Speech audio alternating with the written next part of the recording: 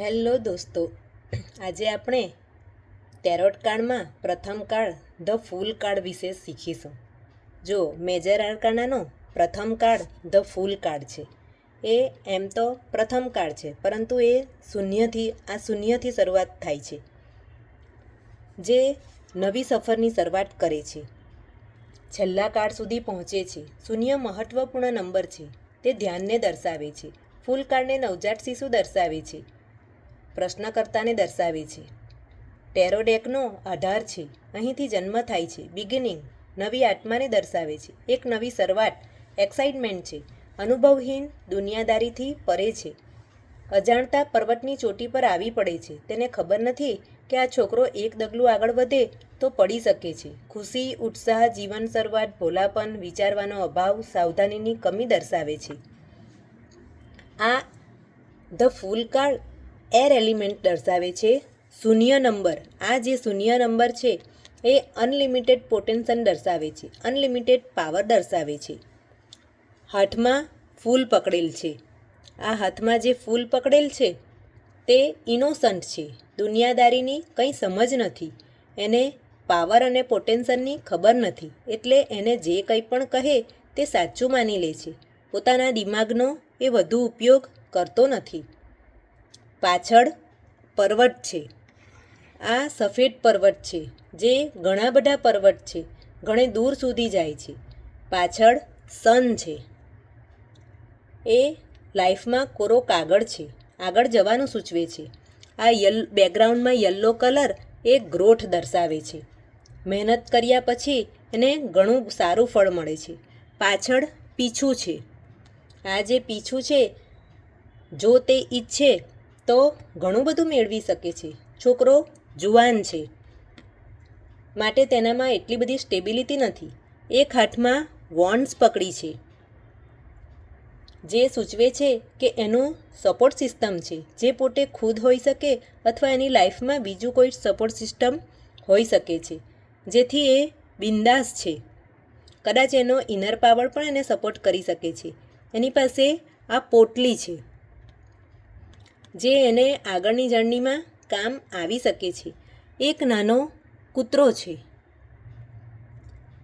જે એને ખેંચીને જણાવે છે કે નીચેની તરફ જો, નહીં તો પડવાના ચાન્સ છે.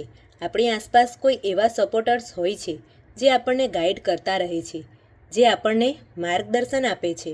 જ્યારે આપણા ક્લાયન્ટ્સ આપણને પૂછે કે હવે મારે શું કરવું જોઈએ, ત્યારે આ કાર્ડ આવે તો ક્લાયન્ટ્સને કહેવું કે તમારા લવ વનનું સાંભળો. એ ત્યારે જણાવે છે કે અમારે કોઈ લવ વન્સ નથી, જેને અમારા પ્રોબ્લેમ અમે શેર કરી શકીએ. તો યુનિવર્સ તરફથી કોઈને કોઈ સંદેશો મળે કે ઈશારો થાય. મેડિટેશન કરવું.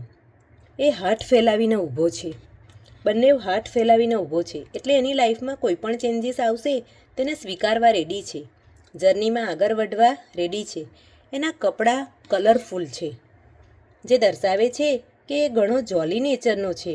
એની પાસે હજુ પણ બચપના છે, એને મજાકમાં જર્ની સ્ટાર્ટ કરી દીધી છે, વધારે કંઈ વિચાર્યું નથી. પાછળ ઘર છે. એ એનો કમ્ફર્ટ ઝોન છે, જેને પાછળ મૂકીને આગળ નીકળી ગયો છે. કાર્ડમાં કોઈ પણ સિમ્બોલ સમજમાં ન આવે તો તમે મને કમેન્ટ સેક્શનમાં પૂછી શકો છો. આ કાર્ડ ન્યૂ બિગિનિંગને રિપ્રેઝન્ટ કરે છે.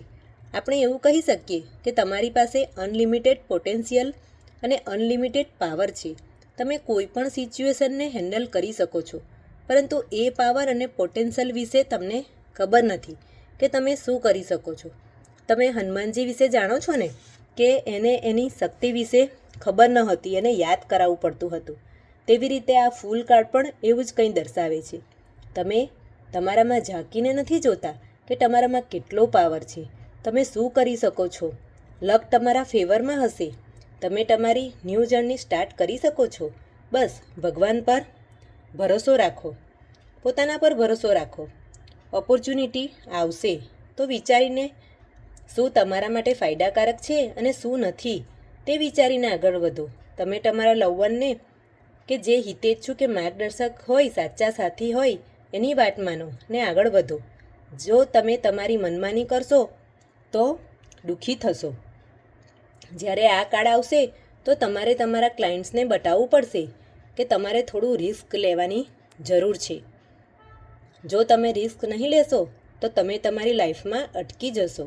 આ કાર્ડ આવશે તો તમે તમારા ક્લાયન્ટ્સને બતાવી શકો છો કે તમે ટ્રાવેલિંગ કે હોલિડે પર જવાનું વિચારી શકો છો.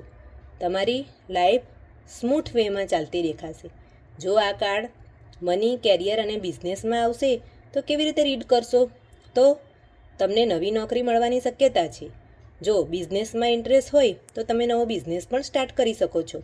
ઓપોર્ચ્યુનિટી ઘણી બધી મળવાની શક્યતા છે. જોશમાં કામ નથી કરવાનું. ઘણા બધાની સલાહ લો કે મારે કઈ કંપનીમાં જોબ કરવી જોઈએ, શામાં બિઝનેસ વધુ ફાયદાકારક છે વગેરે. બિઝનેસ માટે વધુમાં વધુ રિસર્ચ કરો. આપણને ડિમોટિવેટ કરવા માટે ઘણા બધા આવશે, પરંતુ તે લોકોની વાત ન માનવી, પરંતુ ફક્ત ને ફક્ત લવ વન્સની જ વાત સાંભળવી. આ કાર્ડ લેક ઓફ કમિટમેન્ટ દર્શાવે છે. કોઈ પણ ચીજને કમ્પ્લીટ ન કરવા દેશે. પછી એ રિલેશનશિપ હોય કે પછી કોઈ પણ કામ હોય, માટે કોઈ પણ એક વસ્તુ પર ફોકસ કરવું. હેલ્થ માટે પ્રેગ્નન્સી દર્શાવે છે. એક્સિડન્ટ થવાનો ચાન્સ છે, માટે સંભાળીને વાહન ચલાવવું. મેન્ટલ હેલ્થ બરાબર રહેશે. ટ્રાવેલિંગ પણ પ્લાનિંગથી કરો. બીમાર હોય તો થોડું આમ તેમ ફરો, ટહેલો.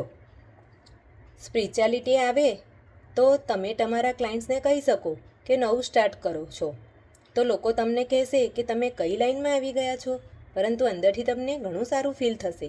લવની રીડિંગમાં આ કાર્ડ, રિલેશનશિપમાં આ કાર્ડ દર્શાવે છે તમારા પાર્ટનર તમને કમિટમેન્ટમાં થોડું ડિલે કરી શકે છે અથવા કમિટમેન્ટ ન આપશે, પરંતુ તમારી વચ્ચે ઘણો પ્રેમ હશે. તમે સાથે ટ્રાવેલિંગ પણ કરી શકો છો. મેરેજ કપલ હશે તો તમારી વચ્ચે ઘણો પ્યાર હશે. રંગીન મિજાજમાં રહેશો. જો તમે સિંગલ હશો તો તમને ઘણું જલ્દી ન્યૂ લવ મળશે, પરંતુ કમિટમેન્ટ ઇસ્યુ રહેશે, પરંતુ પ્યાર ઘણો રહેશે. જો તમારી વચ્ચે લડાઈ ઝઘડા થતા હશે તો સેલ્ફ લવ અને સેલ્ફ ફિલિંગ પર ધ્યાન આપો. જો તમને એ પર્સન કમિટમેન્ટ ન આપે તો તમે મૂવ ઓન પણ કરી શકો છો. જો હવે તમારે આ ધ ફૂલ કાર્ડ વિશે કશું પણ પૂછવું હોય તો કમેન્ટ સેક્શનમાંથી તમે મને પૂછી શકો છો. પોતાનો ખ્યાલ રાખજો. Take care. Bye. Thank you.